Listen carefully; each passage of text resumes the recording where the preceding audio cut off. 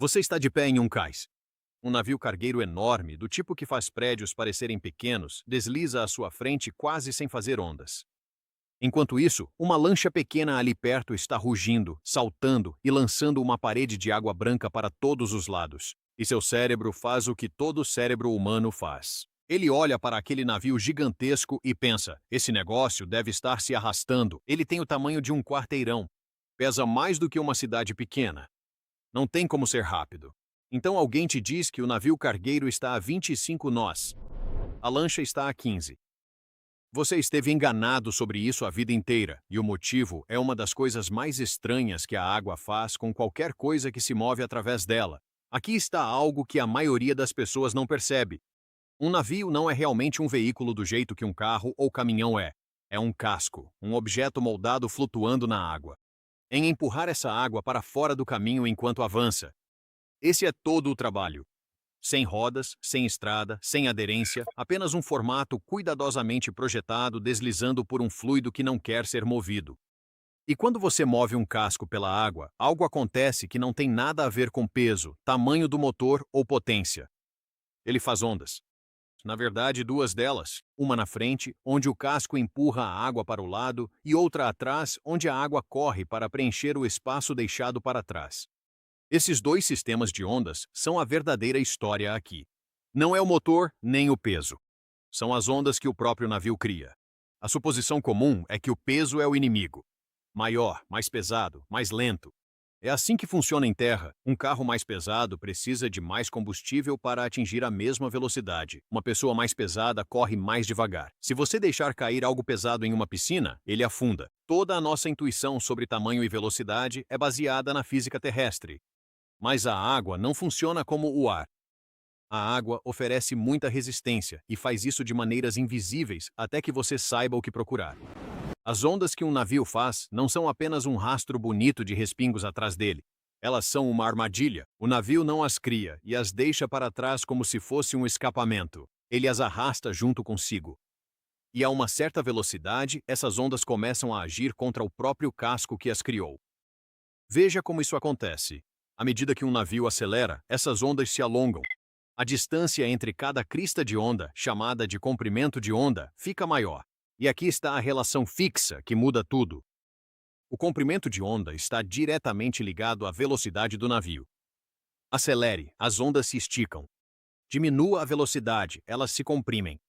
Elas se movem juntas, sempre, como se estivessem presas por uma corda invisível. Então, à medida que o navio acelera, a onda que ele arrasta cresce proporcionalmente ao seu próprio comprimento, até que algo estranho e específico acontece. A uma certa velocidade, o comprimento de onda corresponde exatamente ao comprimento do navio.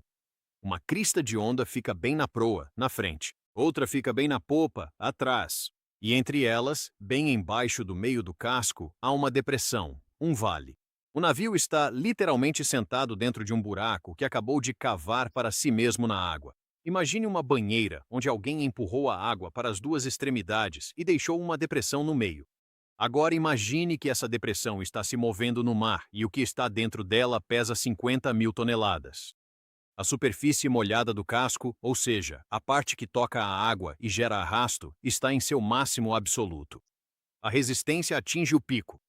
A eficiência desaba. Isso é chamado de velocidade de casco. É o pior cenário. É a velocidade mais pesada em arrasto, mais castigadora em consumo de combustível que um navio de deslocamento pode atingir. E existe uma fórmula para descobrir isso. A velocidade em nós é igual a 1,34 vezes a raiz quadrada do comprimento da linha d'água em pés. Essa fórmula tem mais de 150 anos e ainda funciona para todo o casco de deslocamento na Terra. Agora coloque alguns números reais e veja o que acontece. O Queen Mary 2 tem 1.132 pés de comprimento. A velocidade de casco dela é de 45 nós. Isso equivale a aproximadamente 52 milhas por hora em mar aberto, o que é quase absurdo para algo que pesa 76 mil toneladas, mais ou menos o mesmo que 600 Boeing 747 totalmente carregados. Um cargueiro costeiro de 300 pés atinge seu limite a 23 nós. Um barco comercial de 80 pés atinge esse limite a 12 nós. Um barco de lazer de 20 pés, 6 nós. Isso é mal um pouco mais rápido que uma bicicleta. E aqui está o que esses números realmente significam em termos simples. Quanto mais longo for o seu navio, mais rápido você pode viajar antes que a água comece a te punir por isso. Navios grandes só atingem a barreira do arrasto quando já estão em velocidades que navios pequenos só podem sonhar. O pequeno navio porta-contêineres feeder, fazendo 15 nós, não é lento porque seu motor é fraco. Ele é lento porque o comprimento do seu casco faz com que atinja o arrasto máximo muito mais cedo. Foi a física que puxou o freio de mão, não os engenheiros. Mas é aqui que a coisa fica insana. Na verdade, existe uma velocidade que é ainda pior do que a velocidade de casco, e todo dono de lancha já sentiu isso sem saber como se chamava. Antes de uma lancha atingir a velocidade total de planeio, antes de ela subir para a superfície da água, ela precisa atravessar algo chamado de velocidade de transição, ramp speed. Na velocidade de transição, o comprimento de onda é 1,5 vezes o comprimento do próprio barco. A popa afunda fisicamente mais na água e a proa se inclina para cima em direção ao céu. O motor grita. O marcador de combustível desce como se alguém tivesse deixado uma torneira aberta e o barco mal acelera. A sensação é exatamente como tentar correr morro acima em areia molhada. Muito esforço, quase nenhuma recompensa. A este momento, a esteira atrás do barco é enorme, uma parede revolta de água branca, porque os sistemas de ondas estão se combinando e se amplificando em vez de se anularem. Todas as lanchas que você já viu, com a proa empinada e rugindo sem sair do lugar, estavam presas ali mesmo, na elevação, queimando o máximo de combustível para tentar romper uma barreira que elas mesmas criaram. Navios de carga e petroleiros sequer têm a opção de tentar. São cascos de deslocamento.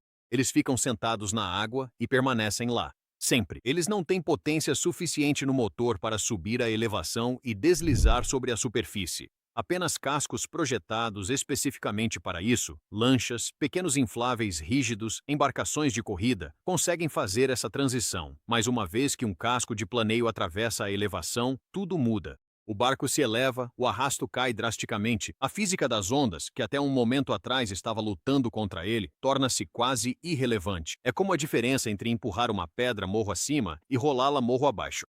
Engenheiros navais do século XIX foram os primeiros a mapear tudo isso, não em um laboratório silencioso com instrumentos limpos, mas observando navios reais competirem e falharem em mar aberto, depois fazendo os cálculos das ondas à mão, com papel e compasso. O que eles descobriram foi realmente desconfortável para os planejadores militares da época. Um navio de guerra que ultrapassava sua velocidade de casco não apenas diminuía a velocidade, mas começava a arrastar o que os engenheiros descreveram como uma montanha móvel de água atrás dele. A resistência não aumentava gradualmente. Ela disparava, e nenhum motor a vapor da época conseguia superar isso de forma consistente. Portanto, estratégias inteiras de batalhas navais foram reorganizadas em torno desse único fato físico. Não tente ultrapassar a velocidade de casco, porque o carvão queimado nessa tentativa poderia deixar um navio de guerra à deriva no meio do oceano, a centenas de milhas do porto.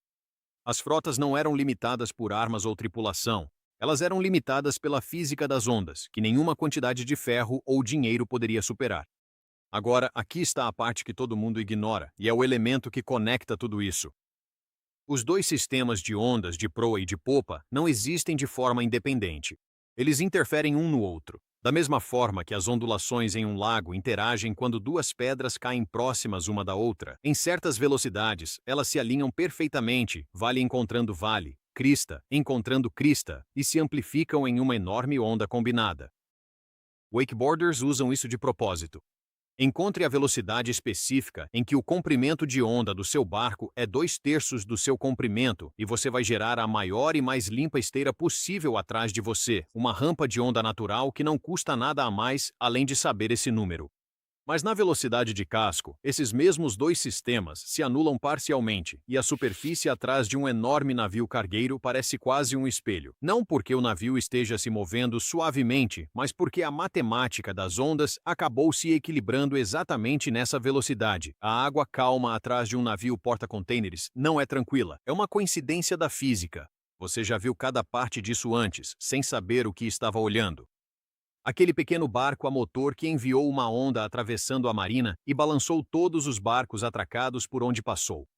Ele estava navegando próximo à velocidade de crista, jogando a máxima energia possível na água com a pior eficiência possível. O navio porta-contêineres que deslizou pela entrada do porto como se estivesse sobre trilhos, mal perturbando a superfície, navegando bem abaixo do seu enorme limite de velocidade de casco, operando de forma eficiente no ponto ideal. A balsa de passageiros que cruzou a baía em um tempo que parecia nada para algo daquele tamanho. Seu casco foi projetado com linhas longas, finas e afiadas, especificamente para empurrar a água suavemente e evitar atingir o pico da curva de arrasto cedo demais. O veleiro que se recusava a ultrapassar 7 nós, não importava quanto vento enchesse suas velas, preso ao seu limite de deslocamento, como se nenhuma quantidade de área vélica pudesse superar a física. O jet ski que deixava uma linha branca finíssima na água parada, quase sem perturbar a superfície ao redor. Casco planador, arrasto de onda reduzido a quase nada. O rebocador do porto forçando ao máximo para mover uma barcaça carregada, lançando uma enorme parede branca de água atrás de si, operando no limite mínimo de eficiência, lutando tanto contra si mesmo quanto contra a carga. A lancha de patrulha, que parecia flutuar sobre a água, em vez de dentro dela quando em alta velocidade, totalmente em planeio, com o casco mal tocando a superfície. O velho barco de pesca de madeira que não acelerava mais, independentemente das melhorias no motor. Casco de deslocamento no seu limite, novo motor desperdiçado. Todo rastro que você já viu de um cais, da margem ou da traseira de outro barco é um recibo impresso pela água. Ele mostra exatamente o quanto aquele casco estava trabalhando e exatamente em que ponto da curva de arrasto ele estava operando. Agora vem a parte honesta, porque há uma ressalva real aqui. Navios grandes não são magicamente rápidos. Eles só atingem seu limite em uma velocidade maior do que os pequenos. Um barco pequeno com um motor realmente enorme pode vencer um navio cargueiro em uma corrida em linha reta, mas vai consumir cerca de 10 vezes mais combustível para fazer isso em qualquer distância significativa. No transporte marítimo comercial, onde uma única travessia transpacífica consome milhares de toneladas de combustível, o custo de operar na velocidade errada não é apenas ineficiência, são milhões de dólares ao longo de um ano de viagens. Por isso, os navios são cuidadosamente ajustados para navegar logo abaixo do ponto ideal de eficiência na curva de resistência, e não na velocidade máxima. Mas os engenheiros não simplesmente aceitaram a física. Eles encontraram maneiras de burlá-la. A primeira é a proa bulbosa, aquela estranha saliência em forma de torpedo que você pode ver sobressaindo abaixo da linha d'água na frente de quase todos os grandes navios cargueiros. Parece uma falha de design. Na verdade, é um truque de física. A saliência gera uma segunda onda de proa, projetada deliberadamente para anular a primeira, reduzindo o arrasto antes que ele se forme. Uma estimativa aponta uma economia de combustível de até 15% em velocidade de cruzeiro normal.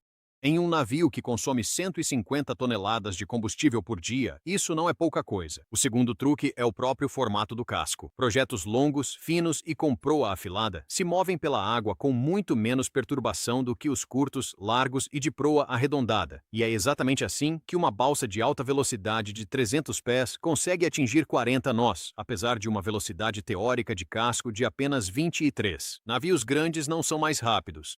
A água só pune os pequenos mais cedo. Aqueles gigantes calmos, quase sem ondulações, que você observa do cais, estão executando uma equação física que levou 2 séculos e muitos navios afundados para ser plenamente compreendida. O barco rápido, queimando seu tanque de combustível, tentando acompanhar, lutando contra suas próprias ondas o tempo todo. Falando em coisas que escondem mais engenharia do que aparentam, no próximo episódio, por que as pontes mais longas do mundo precisam ser construídas com uma curva, mesmo quando atravessam águas perfeitamente planas.